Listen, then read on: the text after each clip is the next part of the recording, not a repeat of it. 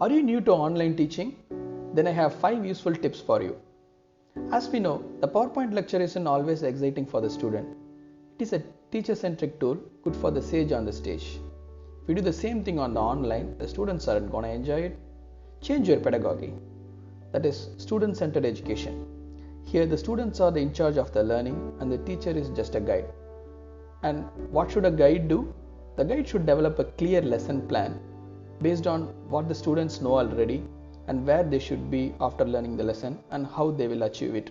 Teacher should identify appropriate learning resources that are easy for the students to self-learn.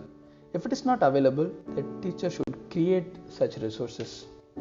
Teacher should actively monitor the students for their progress.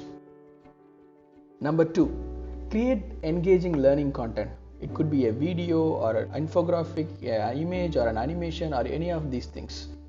Each lecture should be divided into chunks of knowledge and should be delivered on a suitable way. This concept is called as micro-learning. Most successful online teachers create learning modules for this. Engage the student at multiple places, not only on the LMS but also on the other medias, especially on their mobile by a notification, because that is where the students will be and that is how you will be able to engage them.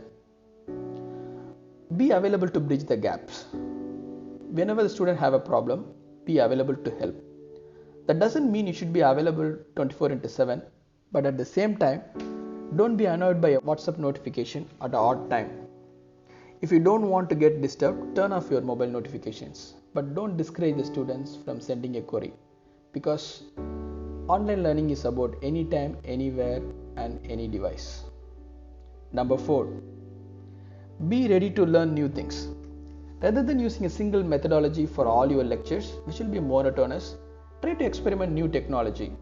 You should actively discuss and learn from your colleagues, and you should also get the support from trailblazers and innovators.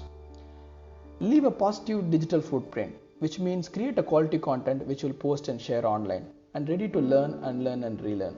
Number 5, take the student feedback seriously.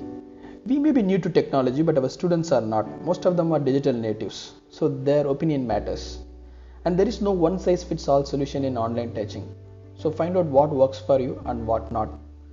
And use the reviews to improve the situation. Just because the situation is bad doesn't mean the education has to suffer, because we have a solution for that. Thanks for watching.